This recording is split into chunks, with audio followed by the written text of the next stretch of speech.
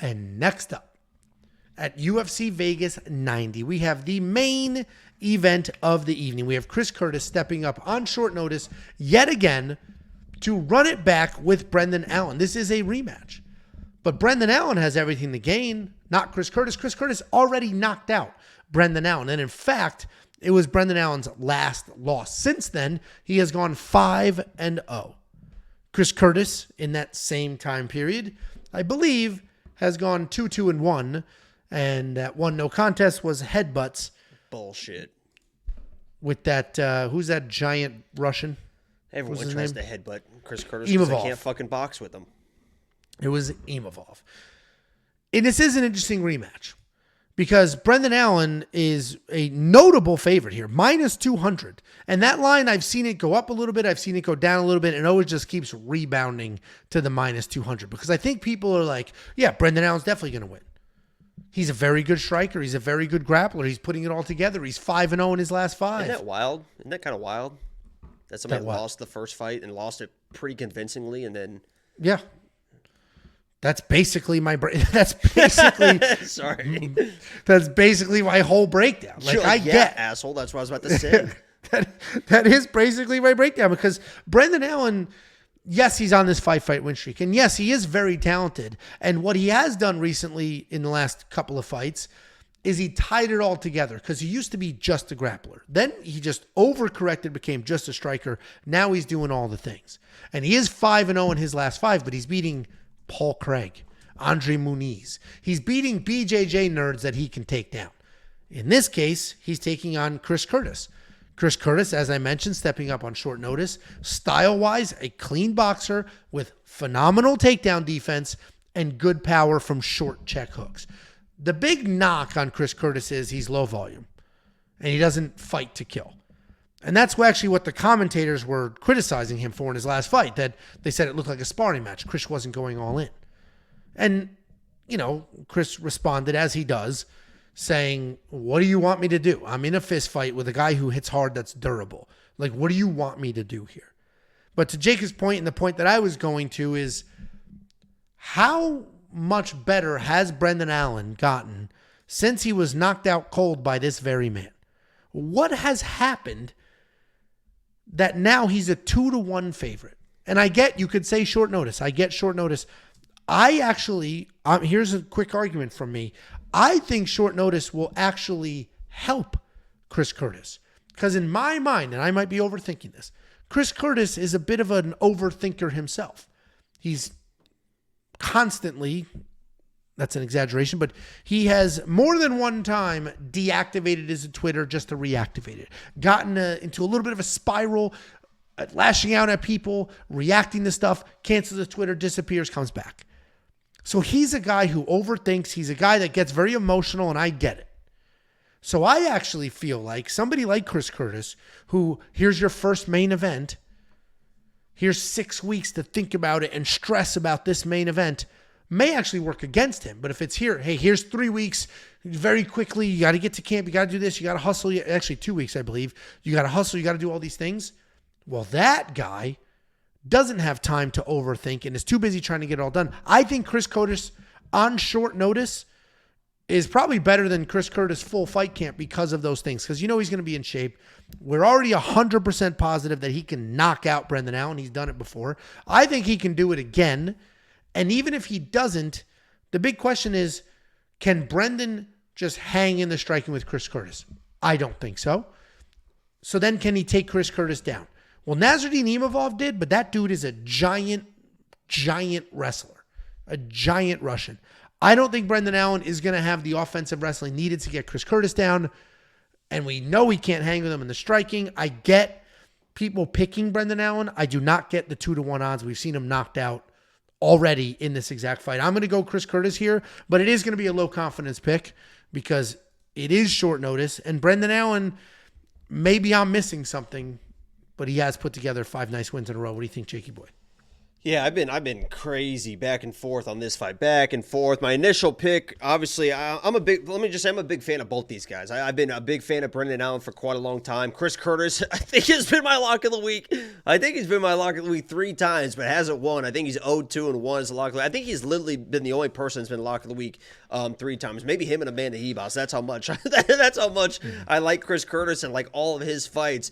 And when you break down this fight, I mean, you broke it down. If it stays striking, it feels like eventually Brendan Allen is going to get caught. He got caught before. And anyone that stays in the pocket, hangs in the pocket with Chris Curtis seems to be able to get hurt. The way to beat Chris Curtis is just kind of dance around, to stay out of there or mix in a takedown like Imavov was able to do. But it's just kind of stay away and just point fight him, because Chris Curtis doesn't really cut off the cage. He just kind of will follow you around and just be with his hands up like, come on, fight me. But if you just stick and move, he's never really going to change his game plan to really kind of pressure and cut those angles. Maybe he changes it up, especially in the smaller apex should help. But you mentioned Brendan Allen, and in that first fight, who he's fought since then. This is another to your point. Silva was the last striker he fought, and he almost got fucked up. He was trying to strike and bang with Silva. He was able to, get through those striking exchanges, hurt Silva, and then get to the grappling. But before that, it was Chris Curtis. He has had this kind of cupcake schedule, but he is a much better fighter than the first matchup, and I think that's what people see. It's kind of inflated because of the schedule that he's had and the finishes he's been able to get, but he is a better fighter. He is a better striker. He is really, really dangerous on the ground, so if he's able to get it there, he's going to be live for a finish versus fucking anybody. I mean, he is that high level, and I believe that he learned his lesson. He can't car crash with a guy like Chris Curtis. If he does, and he said on his Instagram, he likes to fight wild. He's willing to take risks. If you're betting on Brendan Allen and you see that Instagram post from a week or 2 ago and he's saying, I put on fun fights and I'm willing to take risk, I think it's a little bit of time to panic, because you don't want him in a firefight versus Chris Curtis. But I hope that he learned his lessons. If you want to point fight Chris Curtis will let you point fight him. Brendan Allen is a good enough striker now to where he can point fight Chris Curtis if he wants to. And if he does, honestly, I think he may be able to hurt Chris Curtis, because he's a good striker. He's got decent power. Hurt Chris Curtis to a point where it's a club and sub situation or whatever that. I just think Brendan Allen's just way too live everywhere. And I've just been burned by Chris too many times with that style of just plodding forward. And I've had countless amount of money on Chris Curtis where I'm like, Chris, fucking please, dude. I know you got your hands up and the guy won't fight you. Fucking please just go chase him down. Do something different. And he just won't do it. I got to go Brendan Allen here. I don't love it, but I'm taking Brendan Allen here. Yeah, no, I get it. And if you remember, Jack Hermanson outstruck Chris Curtis. So there's some oddities in that lineup, but he took that on short notice on the other side of the world, and Jack just wouldn't engage, and it was that type fight. So yeah, I mean, it's definitely a tricky main event. I picked Chris Curtis at low confidence, and that's not a slight on anybody's techniques or anything like that, but more of it's a very even matchup. This is actually we like to trash the Apex cards, but this was supposed to be Brendan Allen on a 5-fight win streak versus Marvin Vettori, who's top 5 in the world and has been for a long time. That's a decent main event. Marvin Vettori drops. Chris Curtis is the next best matchup for Brendan Allen because he literally knocked him out. He's already finished him. This is a solid main event. I'm looking forward to it. I'm rooting for Chris. He's a type of guy that I underestimated. It's funny. I overcorrected. I underestimated Chris Curtis when we were breaking him down when he first came into the UFC. Then I quickly overestimated Chris Curtis. And now I'm right where it should be, I think. I was the original Chris Curtis stan. I said he was going to knock out Phil Hughes and Brendan Allen. Well, there you go. Well, hopefully he knocks out Brendan Allen again, because I did pick him. No, Chris, don't do it, please.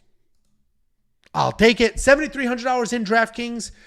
Honestly, that's such a low price point, and Chris doesn't historically score well without a knockout because he's just moving forward, throwing shots. But this is 5 rounds of fighting. Chris is not going to get finished here, and he could win by finish, no less.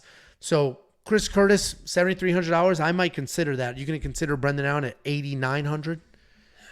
I think he's more live for a finish than people realize, honestly. I mean, he's a fucking... If he really goes all in on the wrestling, and we saw Imavov kind of just drag Chris Curtis down, and Brendan Allen's a much bigger guy than Chris Curtis. He is going to be big and tall inside that octagon. If he just kind of muscles him or even kind of just jumps to his back, dude, he is so fucking good on the ground.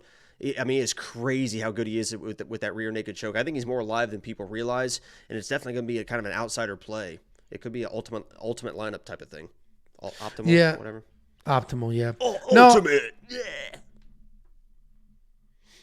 I think this should be an interesting fight. I do not think Chris Curtis is going to get finished in this fight. This guy, Gobbler, a ridiculous name, is saying it was a ridiculous statement for me to say Chris is not going to get finished. Tell you what, Gobbler, send me a bet openly bet. You do Brendan Allen by finish. Send me a bet openly bet. I'm happy to bet you my real money that Chris Curtis does not get finished.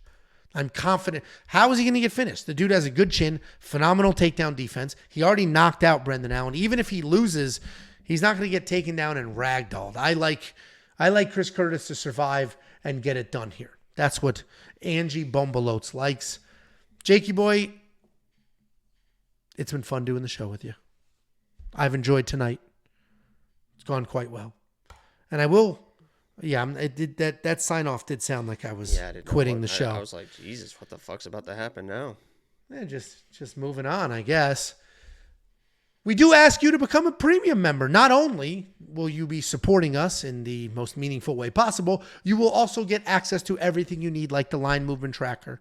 You will get access to the detailed data, metrics, and analytics. You will get access to the DraftKings optimizer. You will get access to more than just Jacob and myself. Artem, who has his PFL 1 picks and bets up now for premium members, but also the Pick Doctor. This is the gentleman who developed the artificial intelligence. If you go back to the beginning of this video, I talked about the artificial intelligence and how it is ranked number 9 on planet Earth right now for how well it has been picking UFC fights. If you go to Tapology and you pull up its profile, you will see all the stats, all the rankings, everything. Number 9 on planet Earth.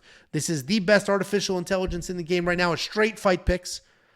In the 2024, it has been wildly consistent, pretty stable. We're very confident in it. We look forward to what's going to happen. You will unlock that. You will unlock the other people. You will unlock the tools, the insight, everything. WeWantPicks.com. Click Become a Member at the top. It is only $10 for an entire month. This guy, Joe T, I hope you enjoyed the show because you're banned. You're done. Whiny bitch. Here are all of these socials. We crossed 23,000 on YouTube. We genuinely appreciate every single one of you for helping us get there. We are on every single social at We Want Picks if you want to follow elsewhere as well. And don't forget, we will send you $50 as a bonus. Just go to WeWantPicks.com/bet. Sign up with any one of our betting partners using our link. Make a deposit. We send you $50 as a thank you. Any last words for the people, Jakey boy? We'll be live streaming. Lock of the week might not be till Thursday this week, honestly. Been a little bit of a late start, but we'll be live streaming Saturday. It's a little bit earlier of a stream, and then we might be live for UFC 300. And if you haven't liked the video yet, wouldn't mind if you did. Thanks, guys. Appreciate you.